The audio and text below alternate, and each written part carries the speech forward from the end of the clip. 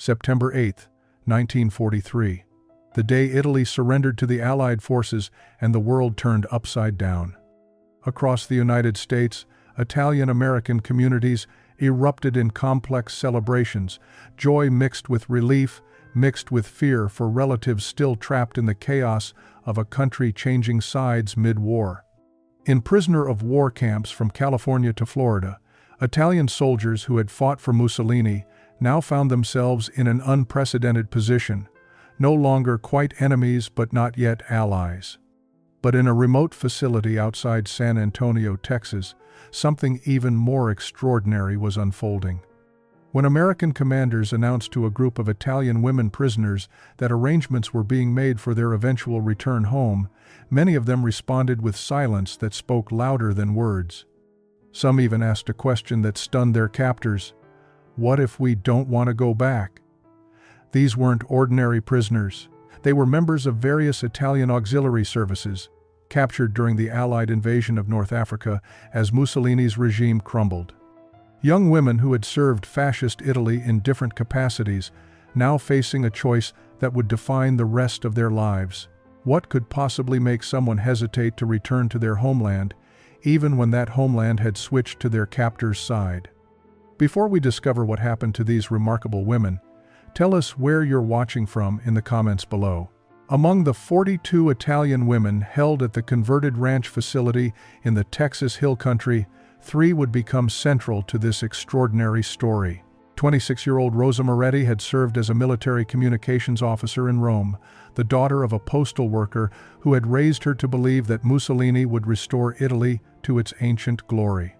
She had operated radio equipment and decoded messages, proud to serve what she thought was her country's renaissance. Now standing under the relentless Texas sun, she wondered if she had ever really understood what she was serving at all. Her dark hair, once pinned in perfect regulation style, now fell more loosely around a face that had aged years in months. Lucia Giordano, 22 years old, had been one of the few women trained as a military mechanic in Milan.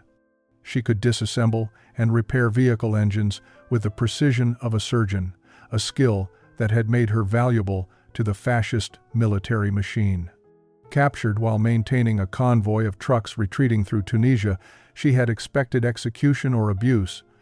Instead, she found herself in this strange Texas compound where the sky stretched so wide it made her feel simultaneously insignificant and strangely liberated.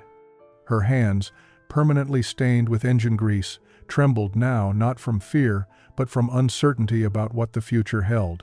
The story truly begins 3 months earlier, in June 1943, when the transport trucks rolled through the gates of what had once been the Mendoza family ranch. The 42 Italian women descended into Texas heat that felt nothing like the Mediterranean sun they knew. This was a dry, unforgiving heat that seemed to pull moisture from their skin and hope from their hearts. They wore remnants of their various auxiliary uniforms, some in the gray-green of military support services, others in the white and blue of medical corps, all of them dusty and worn from weeks of transport across an ocean and a continent. Their faces reflected a mixture of defiance, exhaustion, and barely concealed terror. They had been taught that Americans were barbaric cowboys who would show no mercy to captured enemies. Colonel James Crawford waited for them, a career military man in his late 40s whose silver temples and steady gaze suggested someone who had seen enough of war to have stopped glorifying it. He had requested this posting specifically, preferring the administrative challenges of managing a prisoner facility to the bloody realities of combat command. Beside him stood Carlos Mendoza, 60 years old, his weathered face telling the story of 3 generations working this land under the Texas Sunday. The government had requisitioned part of his ranch for the facility, and he had agreed to assist with its operation, though he harbored private doubts about the entire endeavor. His wife Elena stood slightly behind him, her dark eyes assessing the women with the practical concern of someone who understood what it meant to be far from home. The Italian women formed ragged lines as they departed the trucks, maintaining what military bearing they could muster despite their exhaustion. Rosa noticed immediately how different this landscape was from anything she had known. Rome was ancient stone and narrow streets, every inch of space claimed by millennia of human habitation. This Texas vista stretched endless and empty, broken only by scrub brush and distant mesas that shimmered in the heat. The scale of it felt wrong, disorienting, as if the land itself rejected the possibility of boundaries or borders. Lucia, stepping down beside her, whispered in Italian, "Where are we? This looks like the end of the world." Colonel Crawford addressed them through a translator, his words formal but not unkind. "You are prisoners of war under the protection of the Geneva Convention. You will be treated with the dignity that international law requires. You will work, you will follow facility rules, and you will be safe." The translator, a nervous young corporal who had studied Italian at university, stumbled over several phrases, but the basic message came through. What the women heard most clearly was the word safe, and they didn't know whether to believe it or to recognize it as the cruelest lie their captors could tell. But the tension went deeper than simple captors and captives. Among the 42 women, a bitter division already existed. Some remained fierce Mussolini loyalists, believing Italy's surrender was a temporary setback orchestrated by traitors. Others had secretly opposed fascism, but had been unable to voice dissent in a totalitarian state. Now, crammed together in this Texas prison, old arguments and new accusations simmered beneath forced cooperation. The first month passed in uncomfortable stalemate. The Italian women moved through their assigned duties with mechanical precision, cleaning barracks, working in the kitchen, maintaining the grounds. But they remained isolated, not just from their American captors but from each other. During meals, the fascist loyalists sat at one end of the dining hall, still believing in Il Duce's vision despite their current circumstances. At the other end sat those who whispered quietly about how the war had always been a mistake, how Mussolini had led Italy to ruin. Rosa found herself in the dangerous middle, no longer certain what she believed, but afraid to admit that uncertainty aloud. The silence between the groups felt heavier than the Texas heat. Carlos noticed things that others missed. It was a skill developed from decades of working with animals, reading the subtle language of posture and gesture that revealed what words concealed. He watched Rosa during the brief periods when prisoners were allowed outside the main compound. While other women huddled in small groups, arguing politics or weeping for lost families, Rosa stood alone at the fence, her eyes fixed on the horses in the distant corral. Her expression held something complex, a mixture of longing and fear that reminded Carlos of colts who wanted to run but had been broken too hard. He said nothing, simply noted the pattern and filed it away for future consideration. Elena Mendoza had her own approach to breaking through barriers.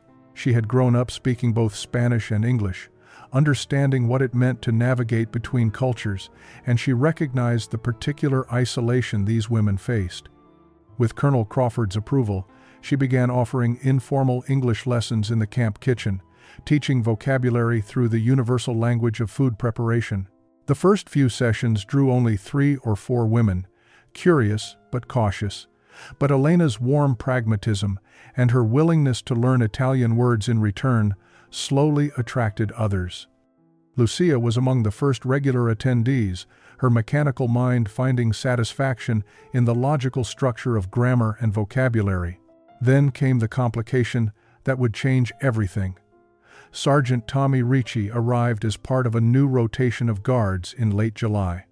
28 years old, born in Brooklyn to parents who had emigrated from Sicily before the Great War, he carried both American confidence and Italian heritage in equal measure. His first morning, he greeted the women in fluent Italian, his Sicilian accent unmistakable. The effect was electric. Some women rushed forward, desperate to speak with someone who understood their language and culture. Others recoiled as if he were contaminated, a traitor to Italian blood who wore an American uniform. Rosa stood frozen between both reactions, unable to reconcile how someone could be both Italian and American without betraying one or the other. The breakthrough came unexpectedly on a Sunday evening in early August. Elena had managed to acquire flour, eggs, and cheese, and with Colonel Crawford's permission, she announced that any women interested could join her in making pasta from scratch. 14 women appeared in the kitchen that evening, drawn by homesickness more than hunger. Elena demonstrated the technique her grandmother had taught her, forming a well in the flour, cracking eggs into the center, mixing with patient circular motions. The Italian women watched politely at first, then began offering corrections in broken English mixed with Italian. No, you must use your fingertips like this, more semolina, less regular flour. The dough must rest, must breathe. What began as a cooking lesson transformed into something deeper, a collaboration where expertise flowed both directions. When they finally sat down to eat the imperfect but genuine pasta, tears flowed as freely as conversation. For a few hours, the dining hall stopped being a prison and became simply a place where women, far from home, shared a meal. Carlos chose the following Saturday to make his move. He appeared at the fence line where Rosa stood during the morning break, leading a gentle bay mare named Stella. He said nothing, simply stood there, holding the horse's lead rope, waiting. Rosa's hands gripped the wire fence until her knuckles turned white. In Rome, she had watched fascist cavalry parade through the streets, their horses symbols of power and intimidation. But this mare stood quietly, her dark eyes soft and curious, representing something entirely different. After a long moment, Rosa reached one trembling hand through the fence. Stella stepped forward and nuzzled her palm, breath warm against her skin. The connection sent something electric through Rosa's body, breaking through months of carefully maintained emotional armor. She began to cry, and Carlos simply stood there, giving her the dignity of her grief. The next morning, Carlos proposed to Colonel Crawford that interested prisoners be allowed to learn basic horsemanship. It serves multiple purposes, he argued: physical exercise, skill development, and therapeutic value. Crawford, who had been watching the women's psychological deterioration with growing concern, agreed to a trial program. 8 women volunteered initially, including Lucia and Bella, though notably not Rosa, who watched from a distance with an expression torn between desire and fear. Carlos began with the fundamentals, teaching them how to approach a horse, how to read its body language, how to communicate through touch and posture rather than force. For women who had spent months following orders and living under rigid control, the concept of partnership with an animal rather than domination was revelatory. Lucia discovered she had natural talent. Within 2 weeks, she was riding with confidence that surprised even Carlos. There was something about the mechanics of riding, the way your body had to work in harmony with the horse's movements, that spoke to her engineer's mind. More than that, sitting on horseback under the vast Texas sky, she felt a freedom she had never experienced in crowded Milan. Bella found different healing. She began volunteering to help care for the horses, cleaning hooves, treating minor injuries, applying the same gentle competence she had shown with human patients. The horses responded to her touch, calm and trusting, and in caring for them, she found purpose that transcended the shame of capture. September 8, 1943, arrived with news that shattered whatever fragile equilibrium the women had achieved. Italy had surrendered unconditionally to the Allied forces. Radio broadcasts crackled with the announcement, and the Italian women gathered around, trying to comprehend words that should have brought relief, but instead delivered devastation. Within hours, follow-up reports painted an even grimmer picture. German forces, anticipating the betrayal, had already begun occupying Italy. Nazi troops were pouring across the Alps, seizing control of Rome, Milan, Florence, Naples. The country that had been Germany's ally was now being treated as conquered enemy territory. Italy hadn't been liberated. It had become a battlefield where former allies turned into brutal occupiers. Rosa sat in the camp library, hands shaking as she read American newspaper accounts of Wehrmacht troops marching through Rome's ancient streets. The articles described how Italian soldiers, abandoned by their government's sudden surrender, faced impossible choices: join the resistance, surrender to Germans, or flee. Civilians were caught in the crossfire as partisan groups formed to fight the occupation, while fascist loyalists joined German forces to maintain control. Her neighborhood, the Trastevere district she had known since childhood, was now occupied territory. She tried to imagine German soldiers where Italian families had lived for generations, and the image made her physically ill. The news split the camp's Italian prisoners along new fault lines. The fascist loyalists raged at what they called betrayal, insisting that true Italians would fight alongside Germany against the Allied invaders. But many others felt something shift inside them, a loosening of certainty that had held them captive longer than any American prison. Lucia learned that Milan was being bombed by Allied aircraft trying to drive out German occupiers, the same factories where she had learned her trade, now legitimate military targets. The irony was crushing.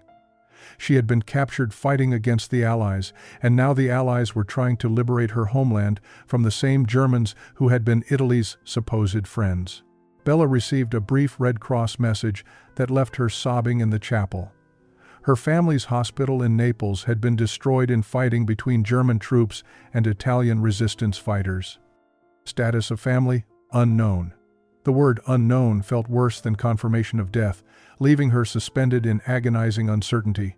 Sergeant Ricci found her there and sat quietly beside her, saying nothing because there was nothing to say. His presence, another Italian who understood the particular pain of watching your ancestral homeland tear itself apart, offered more comfort than any words could provide. What surprised the women was how their American captors responded to their anguish. Colonel Crawford authorized extra Red Cross messages, waiving normal restrictions. Elena organized the kitchen to prepare Italian comfort foods, imperfect but sincere attempts to provide cultural solace. Carlos suspended the writing program, understanding instinctively that grief needed space before healing could resume. Even guards who had maintained professional distance softened, offering quiet condolences in broken Italian phrases. October 1943 brought an identity crisis that cut deeper than any physical imprisonment. The Italian women were no longer enemy combatants in any meaningful sense. Italy had switched sides, now co-belligerents with the Allies against Germany. Technically, the women should have been reclassified, perhaps even freed. But the chaos in occupied Italy made repatriation impossible and dangerous. They existed in a strange limbo, prisoners who were no longer quite enemies, captives who couldn't return to a homeland that no longer existed in the form they had known. The psychological toll was visible in their faces, in the way they moved through each day carrying weights that had no name. Rosa began spending more time with Sergeant Ricci, drawn to conversations that helped her understand how someone could be both Italian and American without betraying either identity. He told her about Brooklyn's Italian neighborhoods, how his parents had built lives that honored their Sicilian heritage while embracing American opportunity. "You don't have to choose between what you were and what you might become," he told her one evening as they sat in the compound's common area. "You can carry both." The concept seemed impossible to Rosa, raised in a culture that demanded absolute loyalty, but she found herself considering it during long Texas nights when sleep wouldn't come. Lucia's friendship with Miguel Mendoza, Carlos and Elena's 24-year-old son, deepened through their shared work with horses. Miguel had stayed on the ranch rather than enlisting, deemed essential for agricultural production, though Rosa sensed he carried guilt about not serving. He taught Lucia advanced writing techniques, and she taught him mechanical skills, showing him how to diagnose engine problems by sound and touch. They communicated in a mixture of broken English, simple Spanish, and gestures, but somehow understood each other perfectly. Miguel's easy acceptance of her, seeing a person rather than an enemy prisoner, made Lucia question everything she had believed about national identity and belonging. Bella found her calling working alongside Dr. William Mitchell, the camp's medical officer. He was initially skeptical of having a former enemy assist with medical duties, but her competence quickly earned his respect. She had trained in modern nursing techniques, and her hands moved with the confidence of someone who had performed triage under artillery fire. They developed a professional partnership that transcended their different backgrounds, united by the universal language of healing. "Doctor," Mitchell began teaching her American medical terminology and procedures, and she shared Italian approaches to patient care that emphasized family involvement and holistic treatment. Sarah Crawford, The colonel's wife, recognized that the women needed more than just survival. They needed community and purpose beyond their prisoner status. She organized weekly gatherings where Italian and American women could share traditions, teach each other songs, exchange recipes, and simply talk as equals rather than as captors and captives. June 6, 1944. D-Day. Allied forces stormed the beaches of Normandy, beginning the liberation of Western Europe. For most Americans, the news brought hope that the war's end was finally within reach. For the Italian women in Texas, it brought a more complicated emotion. Liberation was advancing northward through Italy as well, Allied forces pushing German occupiers back kilometer by bloody kilometer. But liberation came at a devastating price. Reports from Italy described cities reduced to rubble, infrastructure destroyed, families scattered or dead, partisan executions, and brutal Nazi reprisals against civilians suspected of supporting the resistance. The Italy that would emerge from this war would be unrecognizable from the one they had left. Rosa received her Red Cross response in late June, and the news broke something inside her. Her father's postal station in Rome had been destroyed in fighting. Her mother and younger brother were listed as displaced, last known location unknown. The bureaucratic language couldn't mask the reality that her family had been swallowed by chaos, and she had no way of knowing if they were alive, dead, or simply lost among millions of other refugees. She sat in the chapel holding the thin paper, reading the same inadequate words over and over, as if repetition might transform them into better news. Sergeant Ricci found her there hours later, still clutching the message, and simply sat beside her in shared grief. The pattern repeated across the compound with crushing regularity. Of the 42 women, only 8 received confirmation that their families had survived intact. Lucia learned that her entire neighborhood in Milan had been leveled by Allied bombing raids targeting German military installations. Her parents' apartment building no longer existed on any map. Bella's Red Cross inquiry about her family in Naples came back with the most devastating word in any language: unknown. Some women received partial information that was almost worse than silence. One learned her husband had been executed by German forces for joining the resistance. Another discovered her sister had been killed in partisan fighting. Each piece of news seemed to sever another thread connecting them to the lives they had once known. Meanwhile, their daily existence in Texas had evolved into something that felt dangerously close to belonging. Rosa had finally overcome her fear and begun riding lessons with Carlos, discovering that Stella the mare offered a kind of therapy that no words could provide.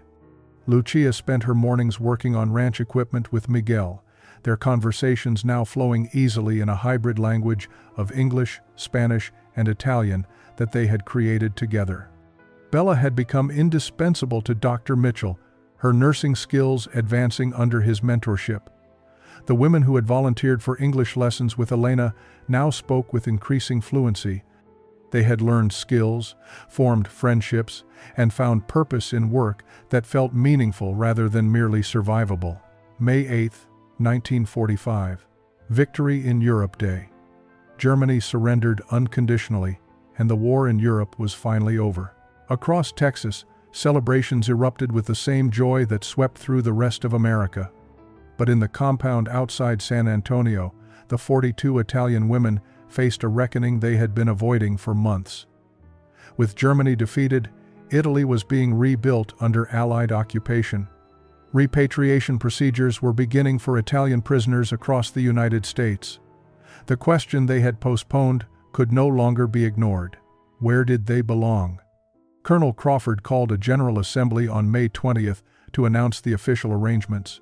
The women gathered in the main hall, their faces reflecting the weight of choices that would define the rest of their lives.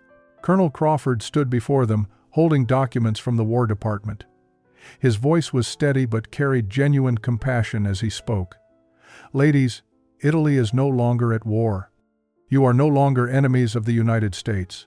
Transportation is being arranged for your return home. You will be processed through Allied facilities in Naples and Rome before being released to locate whatever remains of your families and homes." He paused. observing the mixture of relief and dread on their faces. What he didn't expect was what happened next. Rosa Moretti stood slowly, her posture straight but her hands visibly trembling. In clear, carefully practiced English, she addressed the colonel directly. "Sir, may I speak for some of us?" Crawford nodded, granting permission while exchanging confused glances with his staff. Rosa looked around at her fellow prisoners before continuing, her voice gaining strength as she spoke. "We have been discussing among ourselves for many weeks. Some of us," she paused, gathering courage from the faces of women who stood with her, "some of us wish to explore the possibility of remaining in America rather than returning to Italy immediately." The words landed like a thunderclap in the silent hall. 18 women stood together, their decision clearly made after countless whispered conversations in the barracks. Lucia stepped forward next, her mechanical precision applied to emotional expression. "Colonel, we understand this request is unusual, but we have nothing to return to. Our families are scattered or dead. Our homes are destroyed. Here, we have found something we did not expect. We have found dignity, purpose, and hope for futures that do not require us to carry shame forever." Bella added her voice, speaking with the calm authority she had developed working alongside Dr. Mitchell. "In Italy, we will always be women who were captured, who failed, who collaborated with the enemy simply by surviving captivity. Here, we have the chance to become something else, to build lives based on who we choose to be rather than who we were forced to become." The implications ricocheted through the room. Colonel Crawford stood speechless, his military training providing no protocol for this unprecedented situation. But Carlos stepped forward instinctively, his weathered face reflecting deep emotion. Washington's response arrived in early June, bureaucratic but surprisingly flexible. The War Department would not prevent repatriation for any prisoner who wished to return immediately. However, given Italy's ongoing reconstruction and the documented destruction of many prisoners' homes, those who wished to remain could be reclassified as displaced persons and processed for potential immigration status under existing refugee provisions. The decision meant the women would no longer be prisoners of war, but they would need to find American sponsors, secure employment, and locate housing in communities willing to accept former enemy nationals. For many, the uncertainty felt more daunting than simply returning to familiar devastation, even if that devastation was complete. The announcement divided the 18 who had requested to stay. After tearful deliberations that lasted through several sleepless nights, 6 women decided they could not abandon their homeland in its darkest hour. They would return to Italy, face whatever they found there with courage, and help rebuild from the ashes. The conversations in the barracks revealed no judgment on either side, only profound understanding that each woman was following the path her conscience demanded. On June 24, 1945, 24 Italian women boarded transport vehicles bound for the port in Galveston. The scene bore no resemblance to typical prisoner repatriations.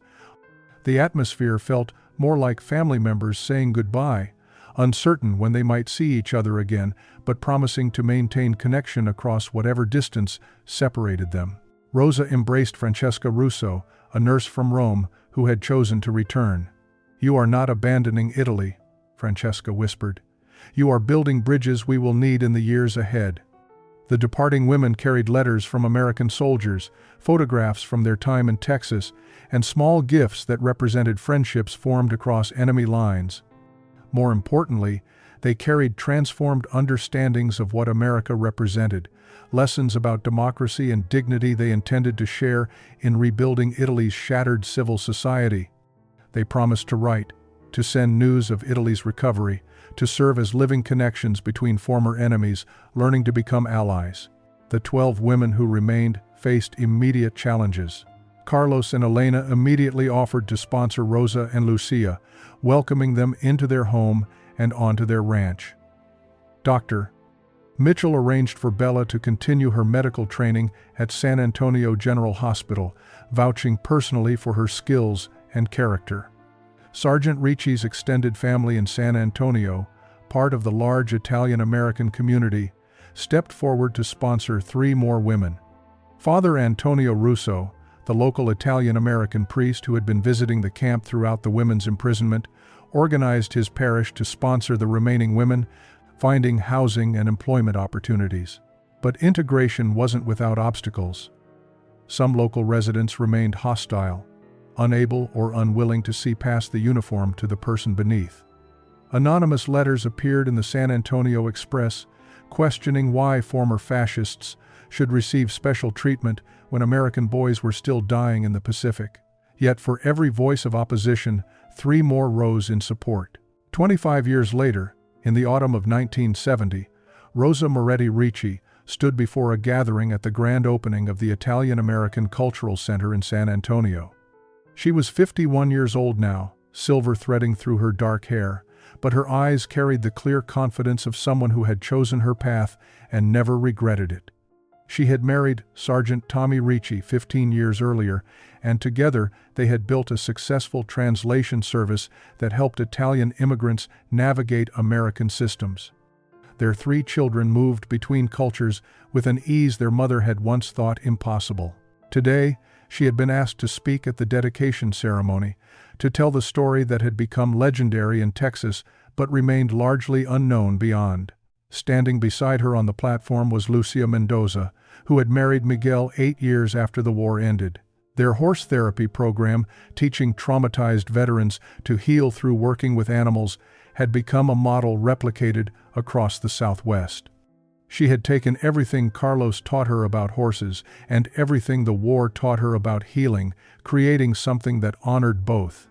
In the audience sat Bella Romano Mitchell, who had married Dr. Mitchell's nephew and now served as chief nurse at San Antonio General Hospital. She had trained hundreds of young nurses in both medical technique and the philosophy that compassion knew no nationality. The ceremony included 6 women who had returned to Italy in 1945. They had traveled to Texas for this reunion, successful professionals who had helped rebuild Italian democracy while carrying with them the lessons learned in captivity. Francesca Russo, now a prominent advocate for Italian-American relations in Rome, stood to speak first. She described how the women who returned had been treated initially with suspicion, seen as contaminated by enemy influence. But slowly, their stories of American kindness had helped convince other Italians that their former enemies could be trusted partners in building a better future. The Marshall Plan's success in Italy owed something to these small bridges built between individual people who refused to remain enemies. Rosa concluded with words that would be quoted in newspapers across both nations. In her clear, accent-touched English, she addressed the mixed crowd of Italian-Americans and Anglo-Americans who had come to celebrate this cultural bridge. We came to Texas as prisoners of war, believing we knew what America represented. We discovered we knew nothing. We thought Americans would treat us with the same cruelty fascism had taught us to expect. Instead, we found cowboys who gave us saddles instead of chains, who taught us that freedom isn't something you're born into but something you choose every single day. 25 years ago, we made an impossible choice. Today, we understand it was the only choice that honored both where we came from and who we wanted to become.